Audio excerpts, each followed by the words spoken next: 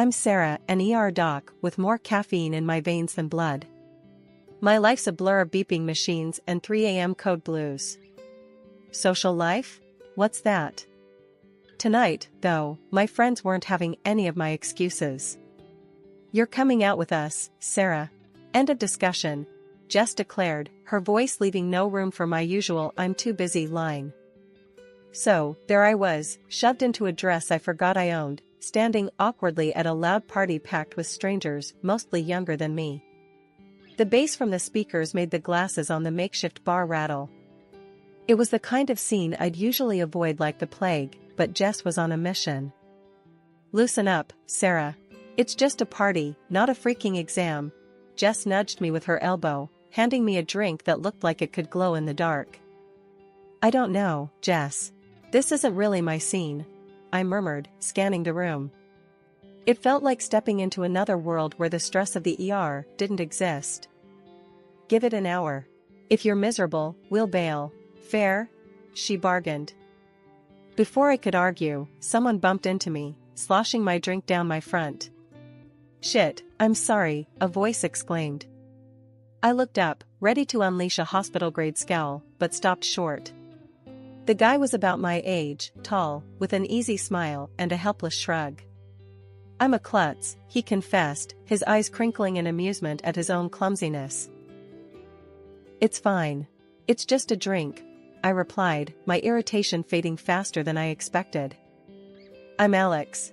And you are? He extended his hand, still smiling. Sarah. And a bit damp now, thanks to you. I joked, surprising myself with how quickly I warmed up to his demeanor. Let me make it up to you. Can I buy you another drink? One that stays in the glass this time? Alex offered. I hesitated, glancing at Jess, who was practically bouncing with excitement. Go on, she mouthed. Sure, why not? I found myself saying. Alex beamed and led the way to the bar. So, Sarah, what do you do when you're not being assaulted by drinks at parties? Alex asked as he handed me a safer choice this time, a glass of red wine. I patch people up. I'm a doctor, I answered, taking a sip to hide the nerves I didn't expect to feel. Wow, that's intense. I sell construction materials. It's as exciting as it sounds, he played along.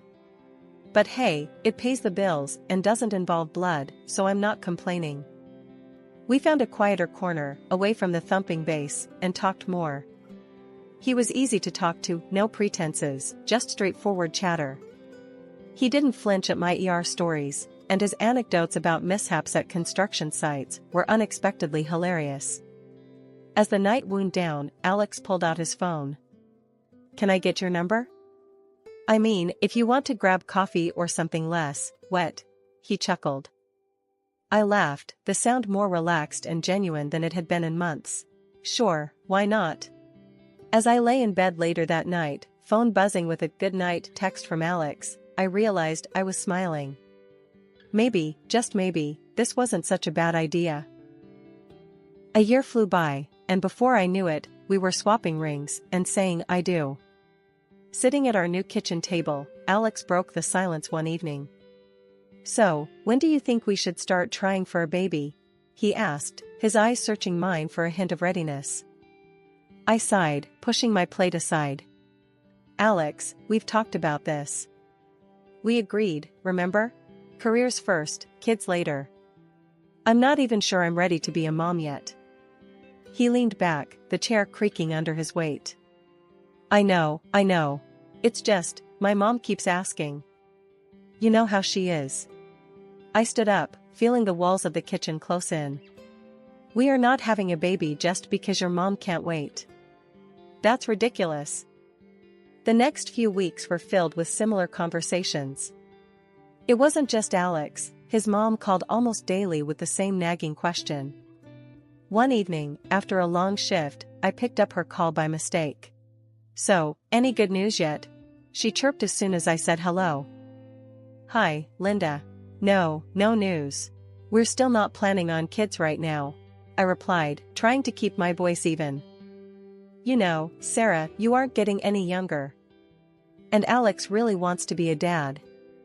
You should think about your husband's needs too, Linda said, her voice stern and unwavering. I clenched my phone tighter. Linda, I appreciate your concern, but please, this is between Alex and me. We'll have kids when we're both ready, not because we're pressured into it. She huffed. Well, I just think you're being selfish. A baby would bring so much joy to the family. I'm not being selfish, Linda. I'm being sensible. Goodbye. I hung up, my heart pounding with anger. Days turned into weeks, and the pressure didn't let up. At work, my days were packed, the ER demanding all the energy I could muster. Home wasn't much of a sanctuary either with the constant baby talk. One late night, as I came home exhausted, Alex was waiting up. Hey, can we talk? He asked softly, noticing my weary eyes. Sure, what's up? I replied, dropping my keys and sinking into the sofa. It's about the baby thing again, he started, hesitating. I know we said we'd wait, but maybe we could just start thinking about it. Like, not trying, but not trying? I rubbed my temples, feeling a headache coming on. Alex, I can't do this tonight. I just worked a double shift. Can we talk about this later? He nodded, disappointment clear in his eyes. Yeah, okay. Get some rest. The following morning, as Alex and I sipped our coffee in silence, I knew something had to give. Alex, I love you, but we can't keep having this conversation. It's wearing me down. We need to stick to our plan, or I don't know how I'll handle it. Alex looked at me, his expression softening. I'm sorry, babe. It's just hard with Mom always on my back. But you're right. We'll do this our way. I'll talk to her, I promise. One evening, coming home earlier than usual, something felt off. The house was quiet, too quiet for someone supposedly eager to see me.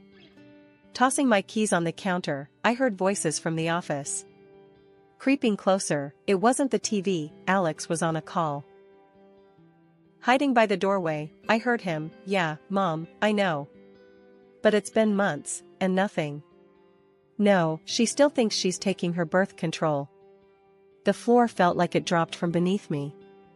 My heart pounded so loud, I was sure he'd hear it. You replaced them, right? That was his mother's voice, tinny but clear from the speakerphone. Yes, like I told you.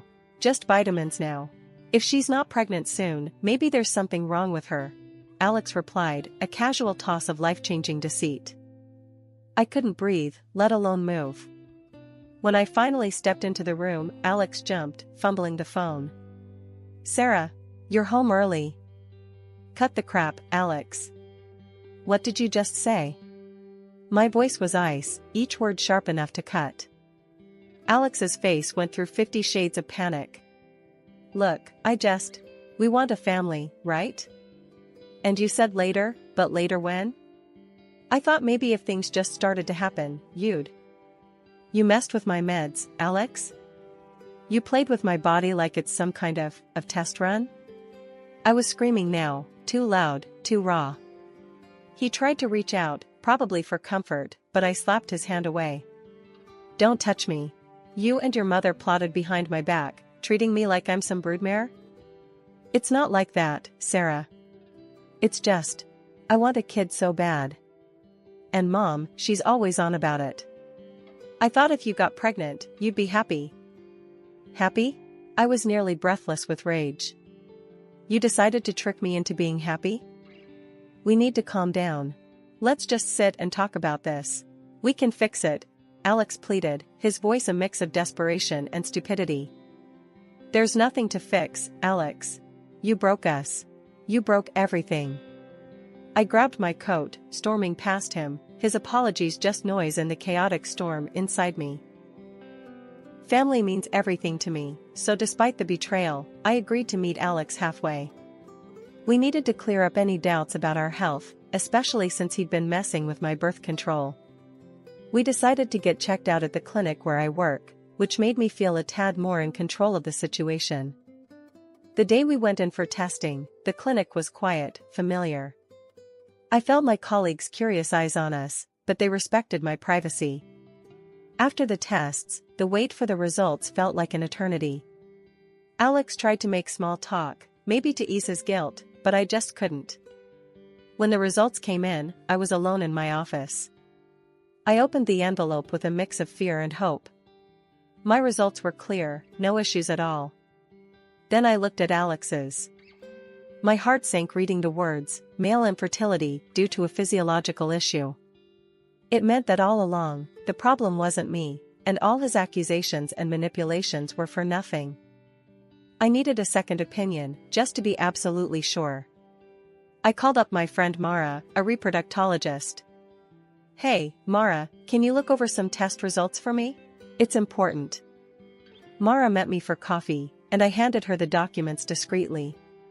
She reviewed them quietly, her expression serious. Finally, she looked up. "Sarah, these results are conclusive. Alex can't father a child. I'm really sorry." The news was a relief and a weight all at once. I thanked her and walked back to the clinic in a daze. How was I supposed to break this to Alex? He wanted kids so badly, he'd deceived me. But telling him he was the reason for our childless marriage felt like kicking him when he was down. So, I made a decision. That evening, as we sat in our living room, the setting sun casting long shadows, Alex turned to me, anxious. "So, what did the tests say?" I looked at him, my heart heavy with the secret I was about to keep. "We're both fine, Alex. There are just some minor issues, nothing we can't handle. We just need to keep trying." He exhaled, relief washing over his face, and I felt a pang of guilt for the lie. "That's great, Sarah. I was worried. We can work through this, right?" "Yeah, we can try." My words felt hollow even to my own ears. We spent the next few days in a tentative peace, but the lie festered inside me. I watched Alex as he started making plans, talking about future kids with a hope that stung my conscience. I tried to feel happy, to share in his optimism, but the truth was a barrier between us. One night, unable to sleep, I slipped out of bed and went to the living room. The moonlight streamed through the window, casting shadows that seemed to mock my turmoil. I dialed Mara's number. "Mara, it's me." I lied to him. Told him we're both okay. Mara was silent for a moment. "Sarah, I get why you did it, but this isn't something you can hide forever. He's going to find out eventually." "I know, but how can I crush him with this? After everything, how can I be the one to break him completely?" "It's not about breaking him, Sarah. It's about being honest with each other. This lie won't help either of you in the long run." Life threw us a curveball when Alex got offered a big promotion. It was a fantastic opportunity for him, but it meant moving to another state. I could see how much it meant to him, how his eyes lit up talking about the possibilities. He wanted it, and he wanted me there with him. Despite everything, our private struggles and the lies hanging between us, I said yes. Family was supposed to stick together, right? Leaving my job at the bustling ER in our hometown was harder than I thought. I loved the place, the pace, and the people. I was part of a team, a community. Moving meant leaving all that behind for a quieter, smaller clinic that, frankly, didn't spark the same passion in me. But I kept these feelings to myself. Alex was riding high on his new job, and I didn't want to be the rain on his parade. Our new life in a new city was different. I landed a job at a private clinic. It was okay, but it lacked the adrenaline rush of my previous ER shifts. I missed my old colleagues and friends terribly. The move also took its toll on our personal life. Alex buried himself in his work, and the issues we skirted around, like the ticking bomb of our non-existent family planning, started to resurface, but differently this time. Every month, like clockwork, Alex's mom would ring him up to ask if there was any good news. I wasn't privy to their conversations, but I could see the change in Alex afterward. He grew more distant, more sullen. One evening, after one such call, he let it all out on me. "We're not getting any younger, Sarah. You're a doctor. Shouldn't you be able to sort this out? Figure something out? His words were like slaps, harsh and blaming. I was setting the table for dinner, and his words made me pause, hands trembling slightly. Alex, that's not fair. You know it's not that simple. He scoffed, tossing his phone on the couch. What's not fair is you not doing enough. Maybe if you were home more, instead of always at your new job, things might be different. That's not how it works, and you know it. Being at home more isn't going to change our situation. I shot back, frustration boiling over. His ignorance, or was it denial, about our real issues was maddening. He turned away, muttering something under his breath about how maybe a better doctor would have fixed it already. I wanted to scream, to tell him the truth about his own condition, but I bit my tongue. Telling him wouldn't just hurt him, it could shatter whatever was left of us.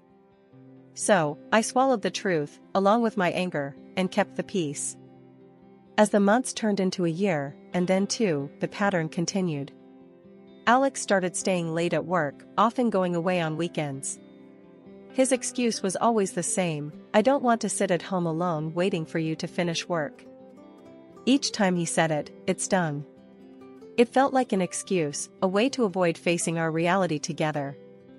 I spent many nights alone, wondering if the gap between us was growing too wide to bridge. Our wedding anniversary was supposed to be a milestone, a celebration. I decided to make it special, despite the growing distance between Alex and me. I took a few days off, booked a cozy hotel, and planned a surprise dinner at one of the nicer restaurants in town, thinking maybe, just maybe, we could rekindle something. The day came, and I was a bundle of nerves, mixed with a bit of excitement. I left work early, got dressed up, and headed home to pick up Alex so we could start our evening together. But when I got there, the house was empty. No note, no text. Nothing. I called him, no answer. I tried not to panic and called again. Still, nothing. That's when I remembered the tracking app we both casually used to keep tabs on each other's whereabouts. I pulled up the app, hesitating for a moment, before I tapped the screen. There he was, not at work like he said he'd be, but at some restaurant across town. A part of me hoped, ridiculously, that he was planning his own surprise. Maybe this was some elaborate setup? Clinging to this hope, I caught a taxi and headed to the address on the app.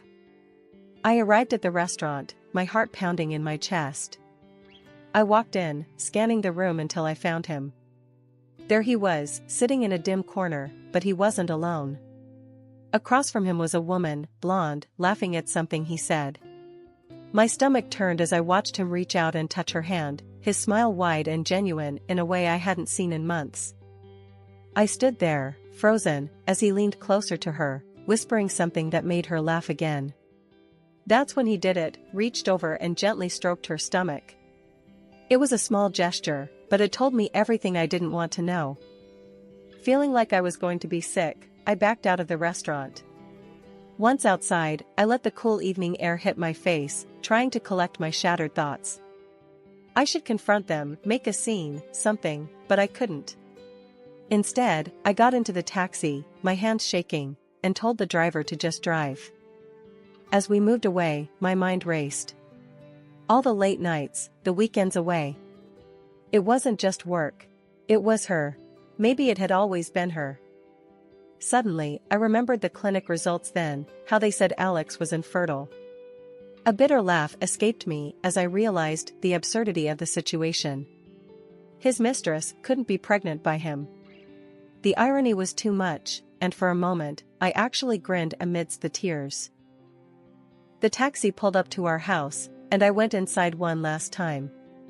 I packed quickly, grabbing only what was necessary. Clothes, some personal items, and my dignity. I left behind anything that reminded me of Alex, of us. With my bags in hand, I called another taxi and directed it to take me to the hotel I originally booked for our anniversary. The hotel room was supposed to be a romantic getaway, but now it was just a quiet space to start figuring out my next steps. The morning after I checked into the hotel, I made a call to a lawyer recommended by a friend. I needed to sort out the divorce, and quick. My husband had tried calling multiple times since last night, but I wasn't ready to hear his excuses. I didn't pick up. At the lawyer's office, he laid out the steps for the proceedings.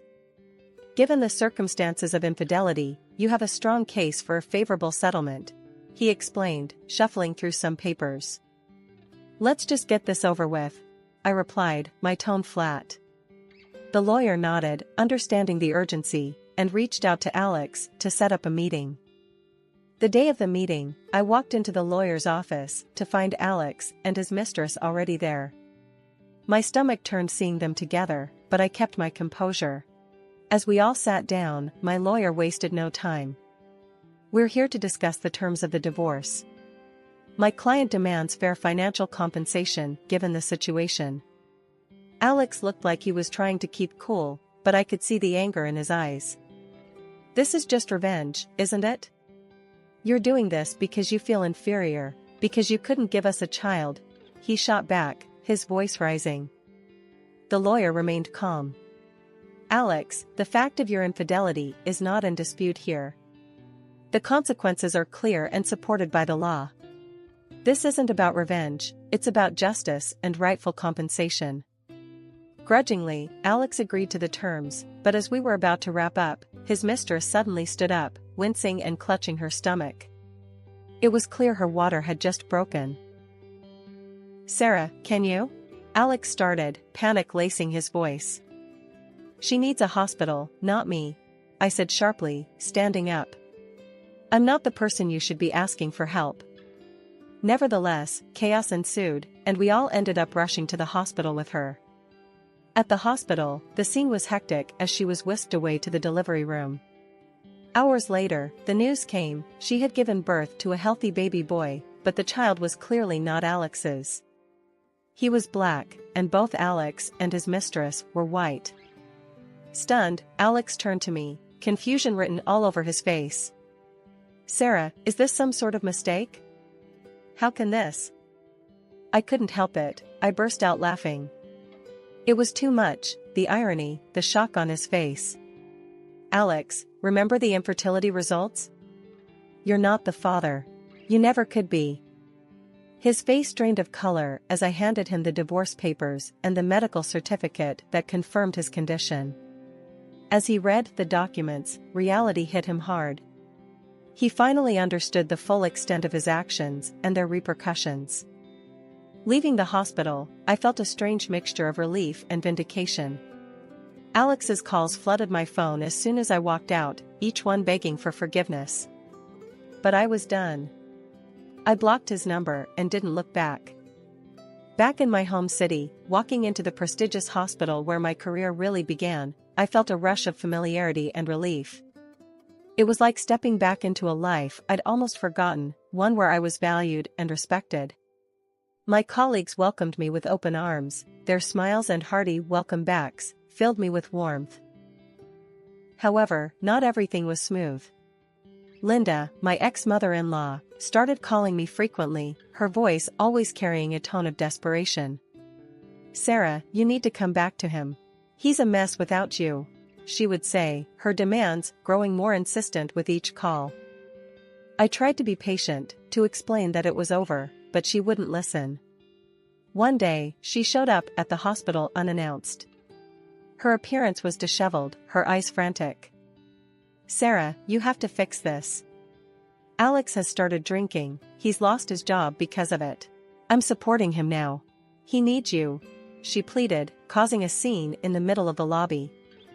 I took her aside, keeping my voice low and firm. Linda, I am not responsible for Alex anymore. We are divorced. He is not my concern. Please stop contacting me and do not come here again. Her face twisted in anger, and she began to shout, drawing the attention of patients and staff. You owe him. You can't just abandon him, he's your husband. He was my husband. I owe him nothing now. This is a hospital, Linda. You need to leave, or I will call security, I responded, my patience finally wearing thin. She continued to argue, but I walked away, signaling to one of our security officers who promptly began to escort her out. When she resisted, I didn't hesitate, I called the police. Despite the drama, life got better day by day. I reconnected with old friends and made new ones. I was involved in some groundbreaking projects at the hospital, and my work was fulfilling. The respect from my colleagues and the gratitude from my patients reminded me daily why I loved this job.